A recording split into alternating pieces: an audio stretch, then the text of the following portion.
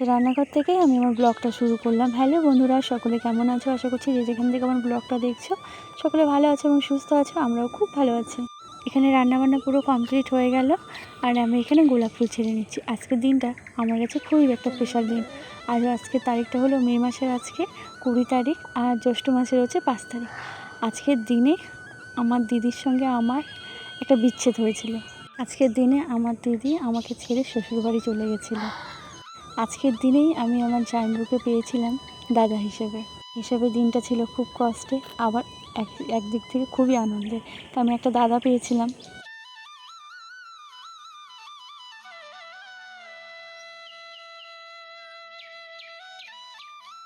মাসটা এবার পড়েছে মলমাস হলেই তো কোনো শুভ কাজ করা যায় না। এবার কোনো প্রোগ্রাম হচ্ছে না, তবে আমাকে যেতে বলেছিল, কিন্তু ভাবলাম না থাক, আমারও তো অসুবিধা, আমি যেতে পারবো না। তাই ছোটোখাটো একটা সারপ্রাইজ পাঠালাম। কেকও কাটবে না, ধনীকে ভাত দিয়ে দিলাম।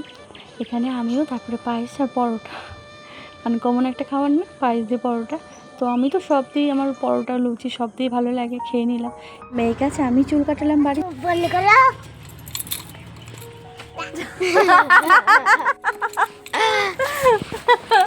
কেক বানাইছে বলে তোমাকে কেক খাওয়াই। সরি বলে দাও দাদাকে, সরি বলে দাও। ও মা, দাদা রাগ করলে এমন করে রাগ ভাঙাতে হয়? রং ইয়েলো কালারের রংটা।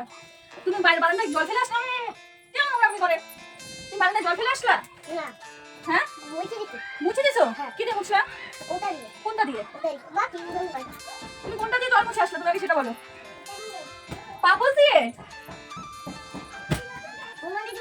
3টের মধ্যে ছেলে বাড়িতে চলে আসলো। স্কুলে মিটিং ছিল যেহেতু, সেই কারণে মা মেয়ে ছেলে 3জনে এক থালায় খাওয়া দাওয়া করে এখানে বসে পড়লাম। এই একটাই গাঁদা ফুল গাছটা আছে, বেশ সুন্দর হয়েছে। এখান থেকে ডগাগুলো সব কেটে কেটে আমি আবার সাইডে দুপাশে ডোয়া দিয়ে লাগিয়ে দিলাম। তো দেখতে দেখতে বেশ বড় হয়ে যাবে। আর একটা এর আগে লাগানো হয়েছিল, ওটা কিন্তু বেশ বড় হয়ে গেছে। তারপরেও আমি উঠোনটাকেও ঝাড় দিয়ে নিচ্ছি। আর মেয়েটা ওই যে ওখানে বসে খেলছে, তবে একটু আগেই বাইরে গেছিলো। বাইরে আমি আবার ডেকে ওকে বাড়িতে নিয়ে আসলাম। নিয়ে এসে উঠোনটাকে ঝাড় দিয়ে হাত পা ধুয়ে বাইরে যা যা জামা কাপড় ছিল সেই জামা কাপড়গুলো এখন আমি উঠিয়ে নিচ্ছি। আর মেয়েকে এবার আজকে সেলুনে নিয়ে গেলাম না, কারণ সেলুনে নিয়ে গেলে এখন দেখি চুল তো কাটছে না, খুব বিরক্ত করে, এখন চুপচাপ থাকে না। বারান্দায় জল ফেলেছিল, পুরো বারান্দা আবার মুছে নিলাম। মুছে এদিকে আবার সন্ধ্যা হয়ে গেছে, গেটের সামনে জলের ছিটে দিয়ে ডনিকে ছেড়ে দিলাম। ছেড়ে ডনির যে শোয়ার যে কাপড়টা আছে, মানে কাঁথাটা, সেটাকে আমি আবার পেতে দিলাম বারান্দার এক কোণে। সন্ধ্যা দিয়ে উঠলাম, তোমাদের দাদাভাই দেখি তারপরে চলে আসলো। আর তোমাদের দাদাভাইকে দেখে ডনি তো ভীষণ খুশি হয়ে গেছে। তো তোমাদের দাদাভাই গাড়িটা ঢোকাচ্ছে, তো এখানে পিছনে আমটা আছে, আমাকে বললো নামাও এটা, তা না হলে ওই দরজার কোনায় বাড়ি লাগবে। উনুনে রান্না বাদ দিয়ে আবার গ্যাসে করছি। তো উনুনে করতে ইচ্ছে করলো না, গ্যাস থাকলে গ্যাস সুবিধা, না থাকলে তো বাধ্য ওইখানেই করতে হতো। ঠিক আছে দিচ্ছি মা, হয়ে গেছে। তারপরে ভাবলো, তাহলে তুমি কি তিরিকা সরকার আজকের থেকে, তাহলে তোমাকে আমি মা বলে ডাকবো না?